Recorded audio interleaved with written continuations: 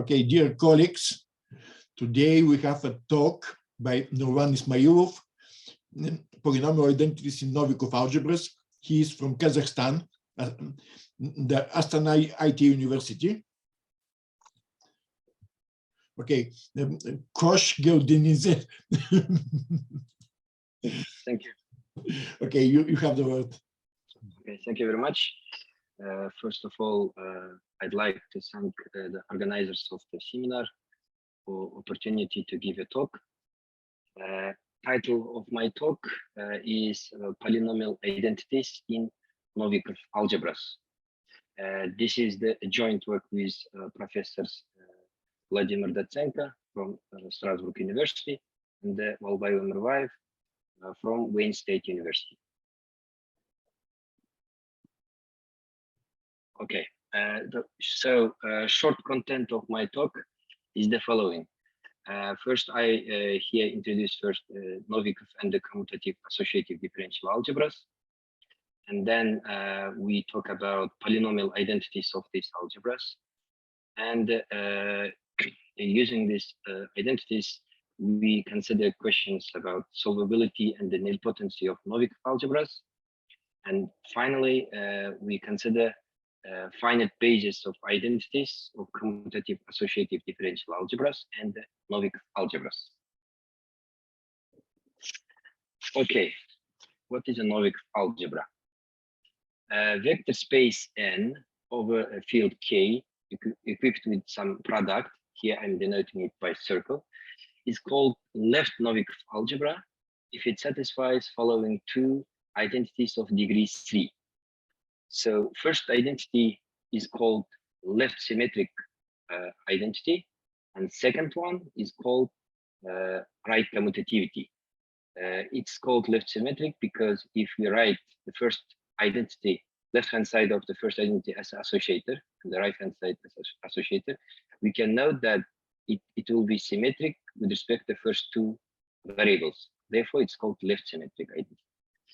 And Novikov algebra notion was proposed by Marshall Osborne in his paper 1992.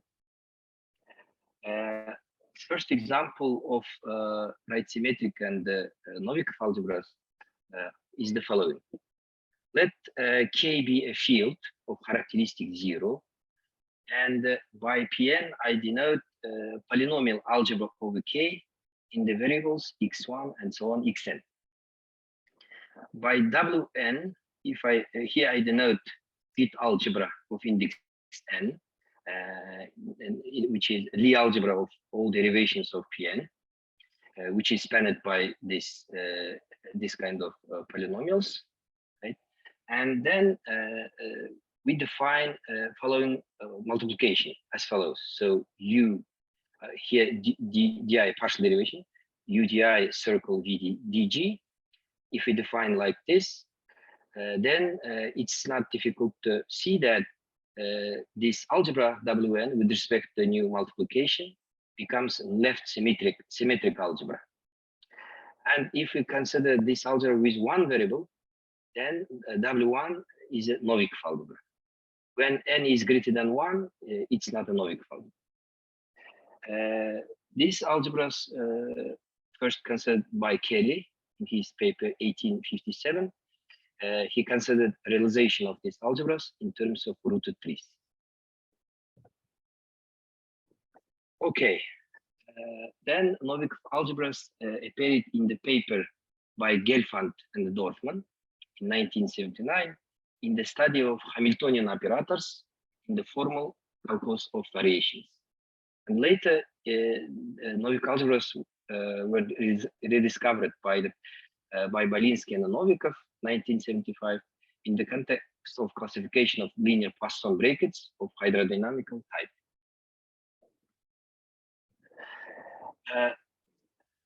As we already mentioned, standard way of obtaining Novikov algebra is the following. Let A be a commutative associative algebra and with derivation d. Then it was noted that by Gelfand and Dorfman that if we define product by this way, then our algebra, commutative associative algebra, with respect to new product becomes a Novikov algebra. In 2002, Jumadlidaev and Lawful proved that every free Novikov algebra of the field of characteristic zero can be embedded into free commutative associative differential algebra under the same generating set. And this result was generalized by Boku Chen Zheng in 2018. They proved that every Novikov algebra of an arbitrary field is embeddable into commutative associative differential algebra. So now free Novikov algebra. Here we consider differential polynomial algebra on variables x1 and so on xn.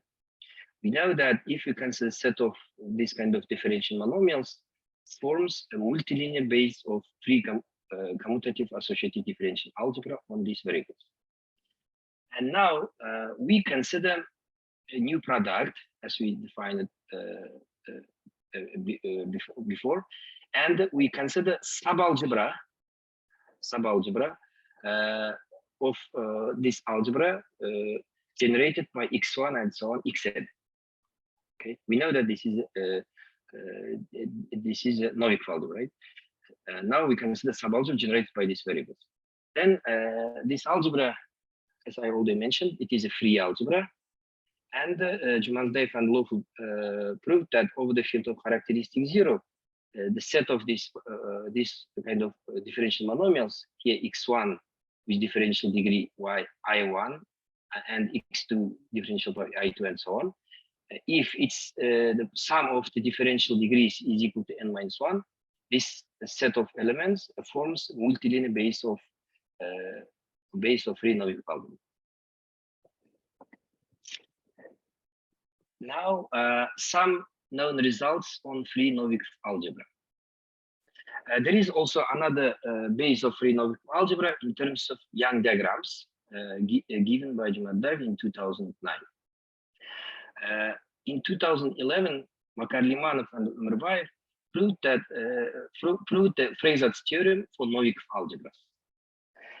And we, with Jumadlidaev in 2014, studied SN and the GLN model structures of free Novikov algebras and calculated the coefficients of all irreducible modules. Dishingalieva and Umirbaev 2018 constructed an example of wild automorphism of free Novikov algebra on 3 generators of the field of characteristic zero. So they constructed the analog of Nagata automorphism for free Novikov algebra. So we know that Novikov algebra is a Lie admissible algebra, which means Novikov algebra with respect to commutator is a Lie algebra. And also it's known that Novikov algebra under the commutator satisfies standard identity of degree 5. And 2002, Novikov algebra was studied under the anti-commutator. And in this case, it was obtained that Novikov algebra satisfies one identity in degree 4, which is given here, and one identity in degree 5. Basis for space of Lie polynomials in free Novikov algebra is still unknown. So there is no criterion that may allow us to determine Lie elements in free Novikov algebra. But in case of anti-commutator, this question is solved. So if we consider, if we denote by T of x the subalgebra of plus algebra of free Novikov algebra generated by x, then if we consider this kind of differential polynomials, so x1 with differential power y I1 and so on, xn y1, and here one derivative, and the sum of the differential power is equal to n-2, space of this kind of elements give us multilinear base of our space. Okay, now our first theorem is the following. Let A be a commutative associative differential algebra of the field of characteristic 0 with some non-trivial polynomial identity. In this case, algebra satisfies a differential polynomial identity of this form, A1 prime and so on, AM prime. Prime is derivative. For some M is greater than or equal to 1. So here, from this theorem follows following corollary. Suppose that K is a field extension of our field of characteristic 0, and we are given some derivative of algebra K. Then in this case, our algebra doesn't satisfy any differential identity. Okay. Now let's consider the proof of theorem 1. So in order to prove, we take some polynomial f. Since we are working over the field of characteristic 0, we can assume that f is multilinear in its variables, and write it as this form. Okay, so here we are given this kind of linear combination, and we fix some variable ak and write it in this form, and assume that here gn it is non-zero, okay, and where gi is a polynomial of degrees than lower degree than degree of f. And now we assume that we have this kind of identity. Then we consider following polynomial.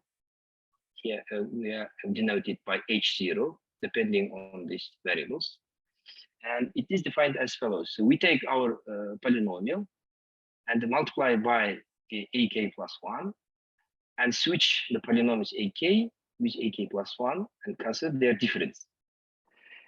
Then we can write from that we can have this kind of expression, sum with coefficients g of gs on a1 and up to ak minus 1. And here we have this kind of skew symmetric polynomial. Okay.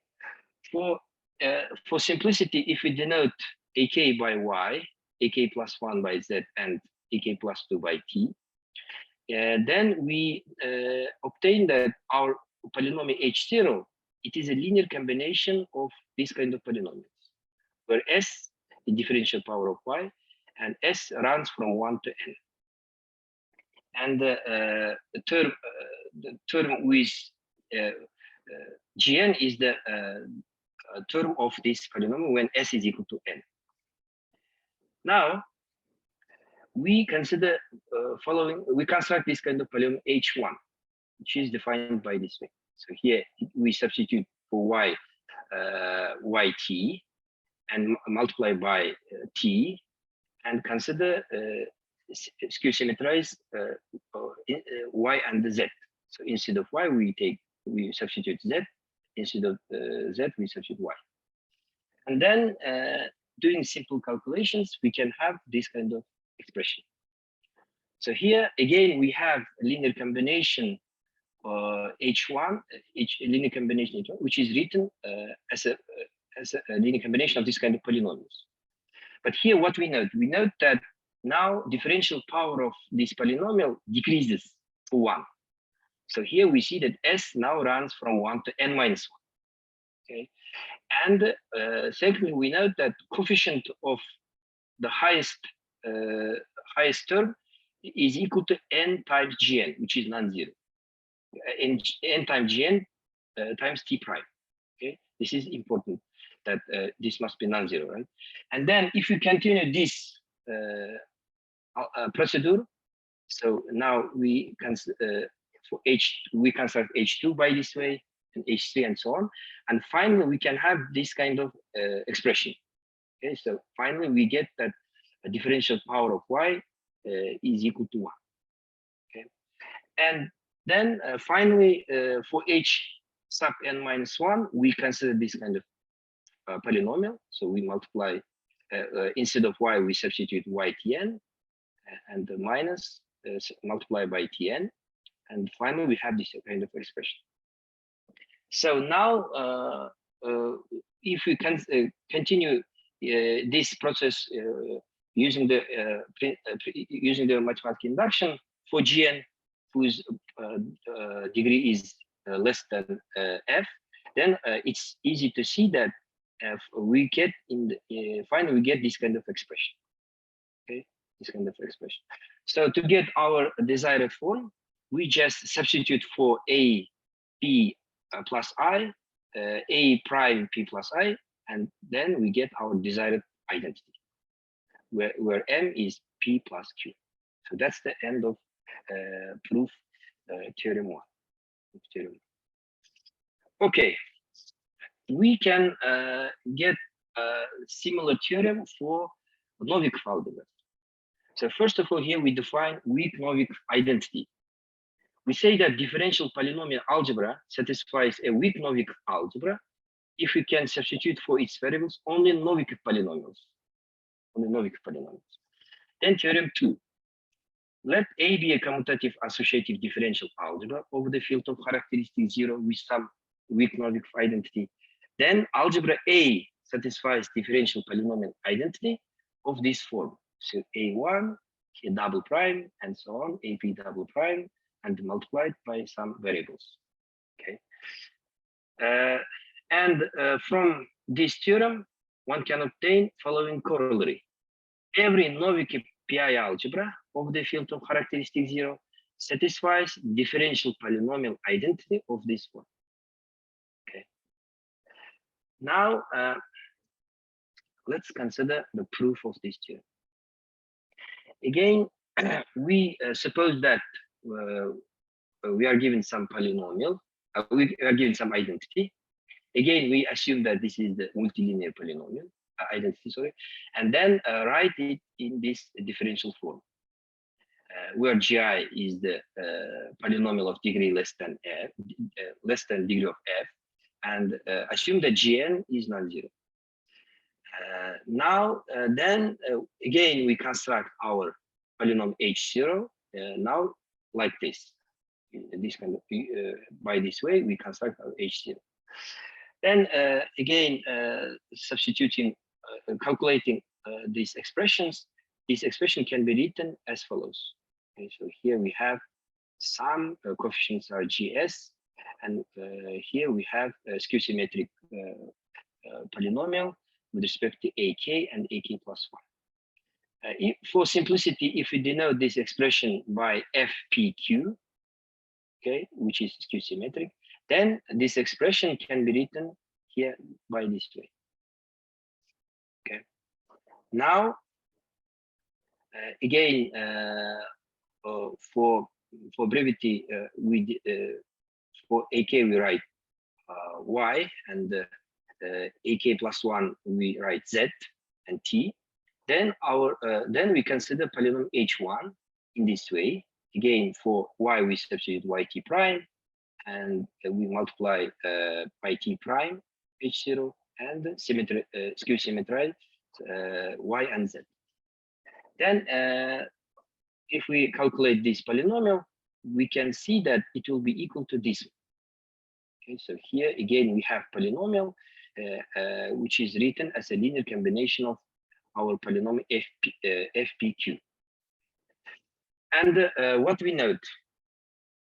We note that here p plus q runs from 1 to n, and we see that the coefficient of highest power of fpq is non-zero.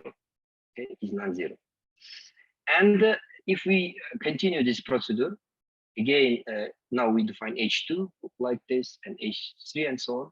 And finally, it's not difficult to see that finally we have this kind of expression. So hn minus 1 for some n, we can have this kind of expression. So here we see our, we have here skew symmetric polynomial with respect to yz with non-zero coefficient. So then we finally we consider this expression to cancel this one and have this kind of expression. And again, using the induction on degrees of polynomial, then we can have our identity that we want. That's the proof of theorem 2. Now we consider questions on solvability and the nilpotency of Novikov algebras. Here I recall some standard definitions. So here N is a Novikov algebra. N0 it is itself, and N with power N is defined as follows. So we multiply this by itself and recursively define N. And we say that N is solvable of index N if there exists some minimal integer N such that this is equal to 0. And now we define NL1 is equal to N and multiply by right hand side from the right hand side, and then we say that it's equal this Novikov algebra right nilpotent of index N if there exists some minimal integer such that this is equal to 0. And to define nilpotent, we can write N1 is N, and here we consider all possible product of N elements, and we say that our Novikov algebra is nilpotent if this expression is equal to 0 for some positive integer N. And we say that Novikov algebra is left nil if for any A this product is always equal to 0. So a right normal product is equal to 0. And we say a Novikov algebra is right nil if left normal product is equal to 0 for any A. Okay, so here we have following known results. Zelmanov in 1987 proved that if N is a finite dimensional right nilpotent Novikov algebra of the field of characteristic 0, then N squared is nilpotent. Philippe proved in 2001 that any left nil Novikov algebra of bounded index of the field of characteristic 0 is nilpotent.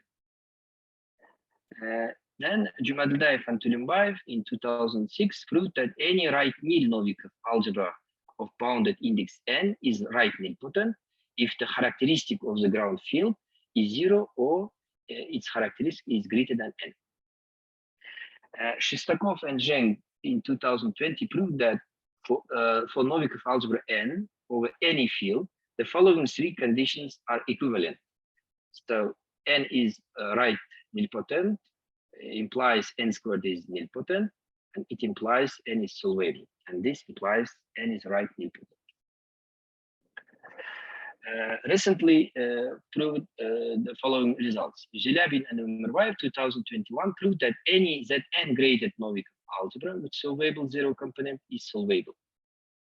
And Suleyman, Zhelябin and Umirbaev 2021 proved that Novikov algebra N over the field of characteristic different from 2 is solvable as a Lie algebra if and only if the commutator ideal N commutator N is right nilpotent. So now we proved the following theorem. Let N be a Novikov algebra over the field of characteristic zero characteristic satisfying some non-trivial identity. Then Novikov algebra is right associated nilpotent. So what does it mean? It means if we define, if we consider this kind of product, space of space spanned by associators, and recursively we define space N with power p plus 1 as this way, then for some p, this space, this algebra is nilpotent, so right associated nilpotent. So in order to prove this theorem, here we note first that if we write our associator in terms of differential monomials, then we see that it is equal to this one, so minus a1, a2, a3, 2 primes. From that, if we consider this left normed associators, we can have this kind of expression. Okay? So then using our previous theorem, theorem 2, we can have the proof of theorem 3. This result can be considered as a counterpart for Novikov algebras of the associated nilpotency theorem for alternative algebras proved by Shestakov. From this theorem, we have several corollaries. First corollary is the following. Let n be a Novikov algebra over a field of zero characteristic satisfying some non-trivial identity. For some n, for some natural number n, we have a following identity. Here we have a1 and multiply from the right hand side by commutators, and it is equal to 0. Again, to prove this expression, we write this expression in terms of differential monomials, and we use our theorem, theorem 3. And here, for the next corollary, we recall that in every Novikov algebra over the field of characteristic different from 2, that this space spanned by all commutators is an ideal. It was proved by Suleyman, Umirbaev, and Demirel. And then we can have following corollary. Let n be a Novikov algebra over the field of zero characteristic satisfying non-trivial identity. Then commutator ideal is a right nilpotent as a Novikov algebra. So it just immediately follows from corollary 3. Next, using corollary 3 and the 4, we can obtain following corollary. Let n be a Novikov algebra over the field of zero characteristic satisfying non-trivial identity. A subalgebra of endomorphisms of n generated by all the endomorphisms of this form, so where x is sent to associator and x is sent to this kind of commutator, x times commutator yz, is nilpotent. And over the field of zero characteristic, Novikov algebra satisfying a non-trivial identity, satisfies non-trivial identity if and only if it is Lie-solvable. As a Lie algebra, it must be Lie-solvable. Corollary 6 leads to alternative proof of the following result, which was obtained result by Burde and De Kimpe in 2006. Over the field of zero characteristic, finite dimensional Lie algebra admitting a Novikov structure is solvable. And finally, we obtain an alternative proof of following statement that was proved by Makar-Liman and Umirbaev in 2011. If we consider a field characteristic field whose characteristic is 0, polynomial algebra equipped with the following product doesn't satisfy any non-trivial Novikov identity. Okay, okay. Now, last part of the talk is about finite basis of identities. We say that a variety of algebras satisfy the Specht property if any subvariety of the given variety can be defined by a finite number of identities. Okay, in this case, we say it satisfies Specht property. This question considered for a variety of associative algebras, and Kemmer proved that this question is solved positively for variety of associative algebras over the field of characteristic 0. And then several authors independently give counterexamples that variety of associative algebras over the field of characteristic P, the Specht property doesn't hold. And there is a conjecture of Kemmer that variety of associative algebras over the field of characteristic P defined by multilinear identities can be defined by finitely many of them, still remains an open problem.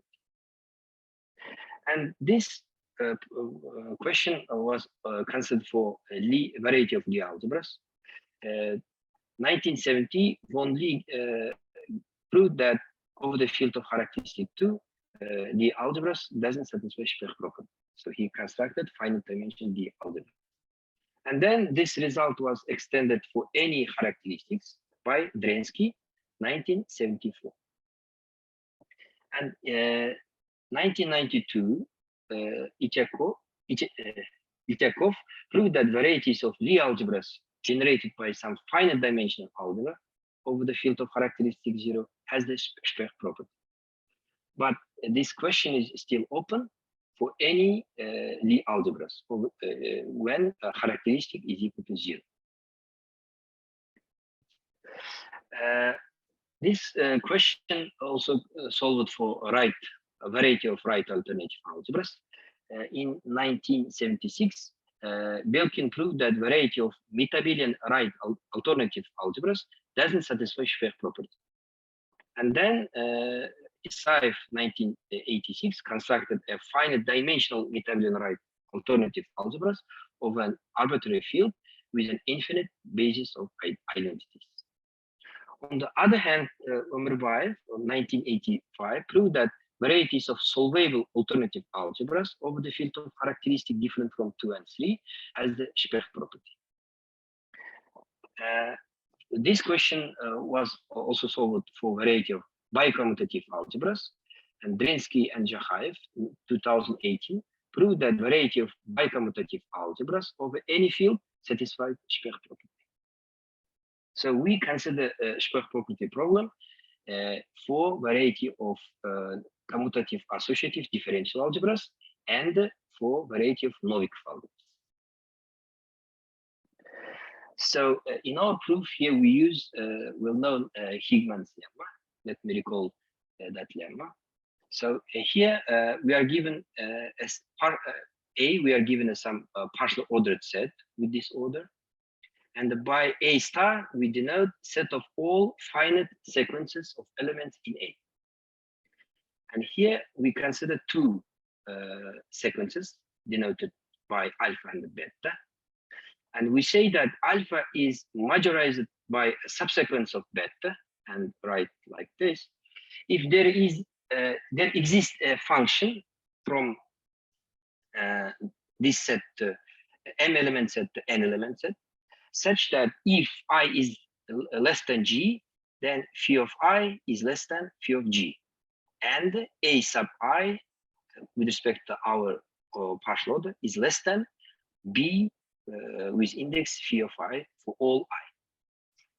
Then Higman lemma states that if we have some partially ordered set, a well-ordered set, then set of all finite sequences with respect to this order is also partially well-ordered set.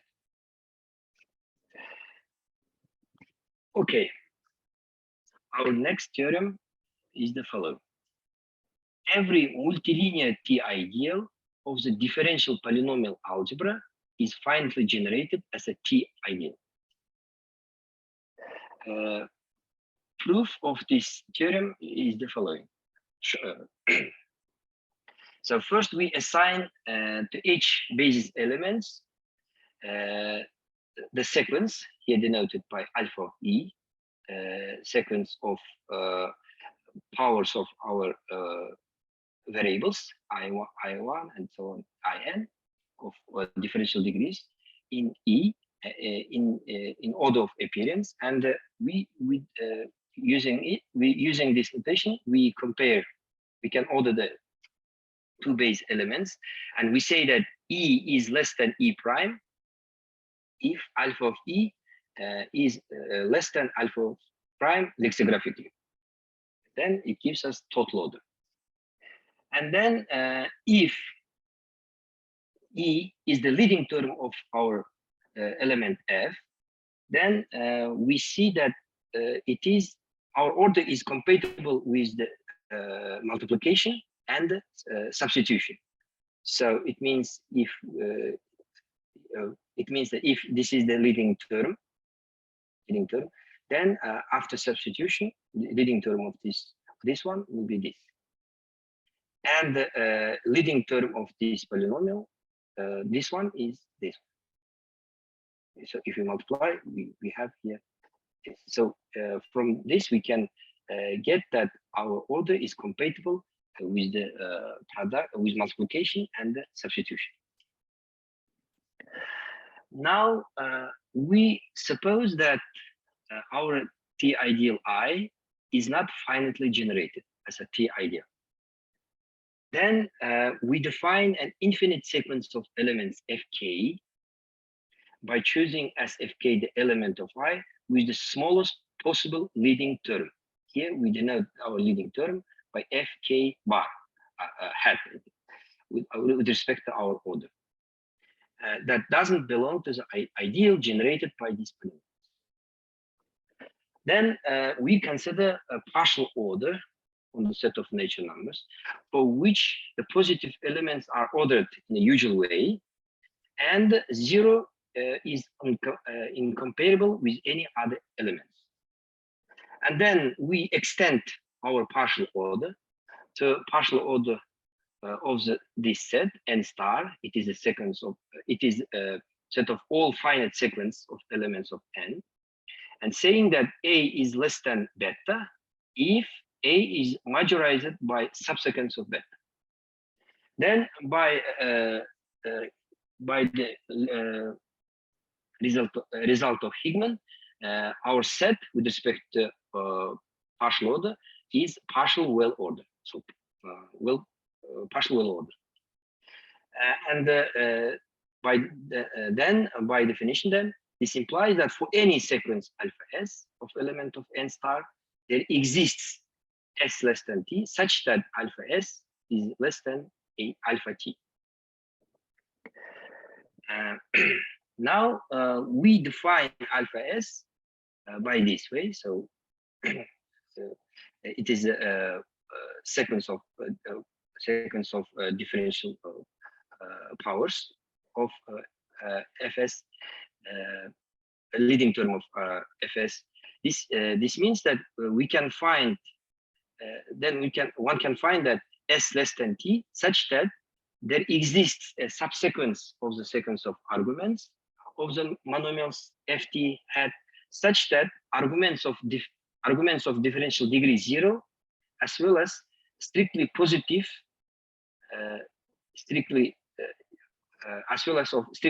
differential degrees in that subsequence are in one-to-one correspondence with the arguments of fs hat. And moreover, for each argument of strictly positive differential degree, the differential degree in ft is greater than or equal to corresponding differential degree in fs hat. So in this case, we say that fs hat divides ft hat.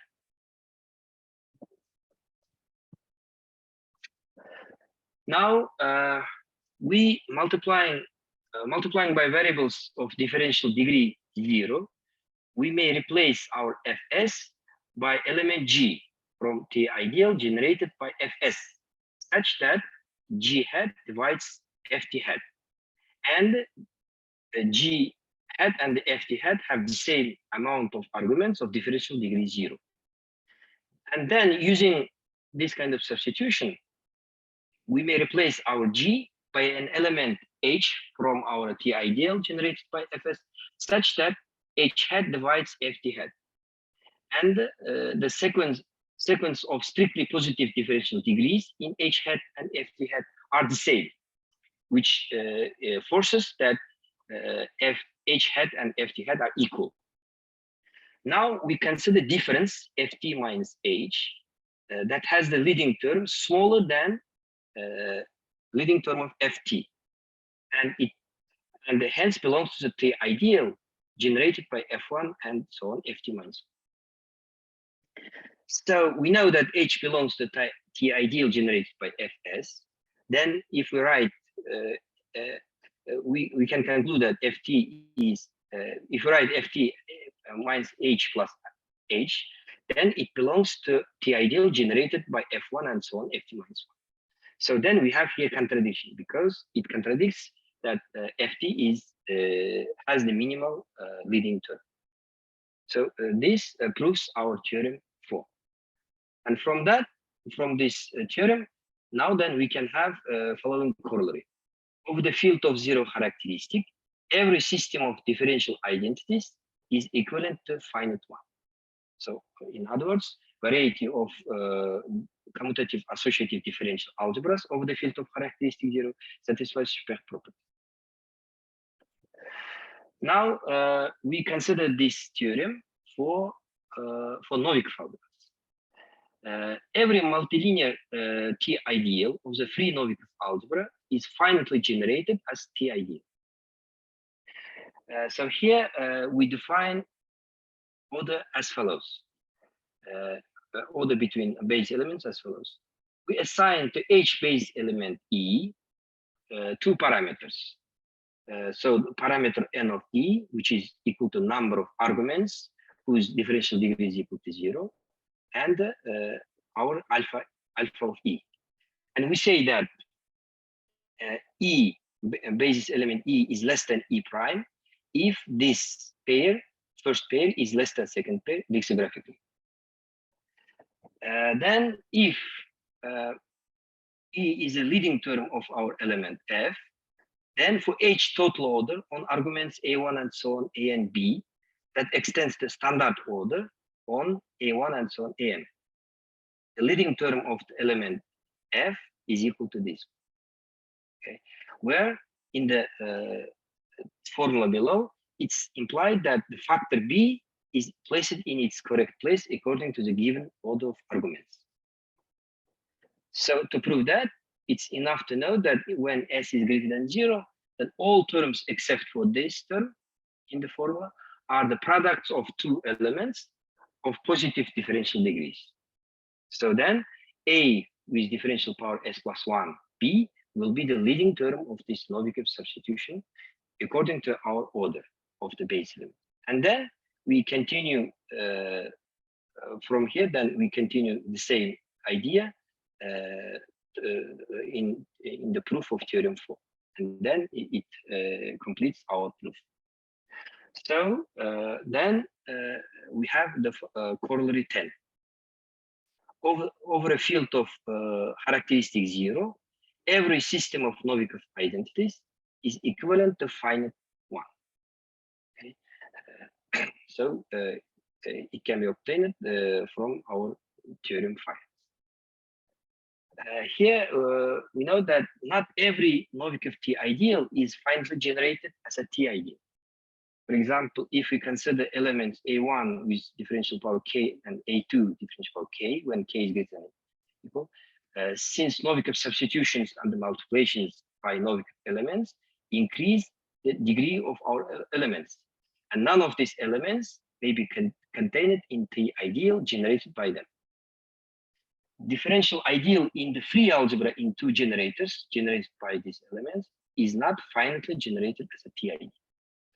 This statement was mentioned in the paper by Borku and Sebak in 2019 and is proved analogously to the result of Reed, stating that differential ideal generated by elements for KL is not finitely generated as T ideal. That's the end of my talk. Thank you for the attention. Okay, let's thank the speaker for the talk. We got also some idea of the proofs, not only of the results. Do you have any questions or comments? And excuse me, thank you for your communication. Can you speak some more about applications of Novikov's algebras in topology?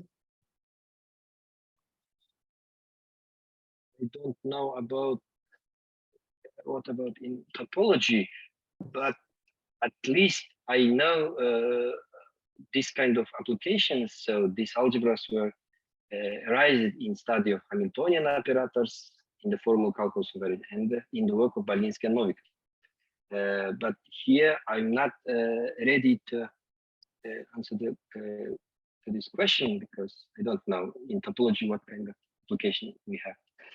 But at least we know that these algebras appeared in this work in the study of Poisson breaks of hidden type.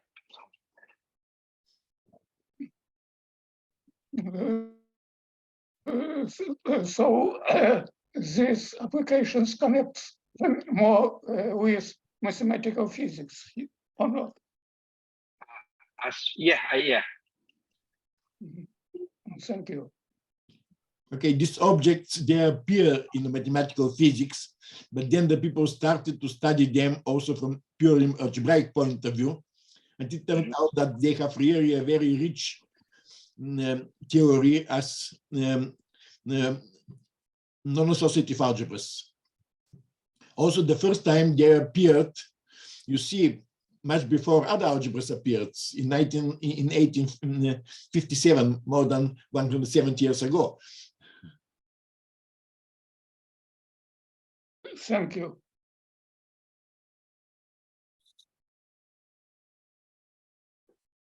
Some other questions or comments?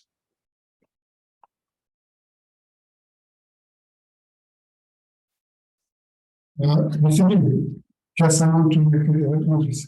So this seminar is a right place to talk about identities, I know. And so it is, these Novikov algebras are close to Lie algebras generated by W1. And remember that it is a question about the variety of Lie algebras generated by W1. So if it is Spechten or not, it's open. If this algebra finitely generated, basis of identities finitely generated. So I want to say that this work is somehow close to that problem in the case of Lie algebras. Thank you. Some other questions or comments? Okay, if no other questions, we thank the speaker once again. In the moment, we don't have scheduled some next talks, but if we have, they'll be announced in time. And now probably we stop recording and we simply have chat. Okay, I will stop recording now.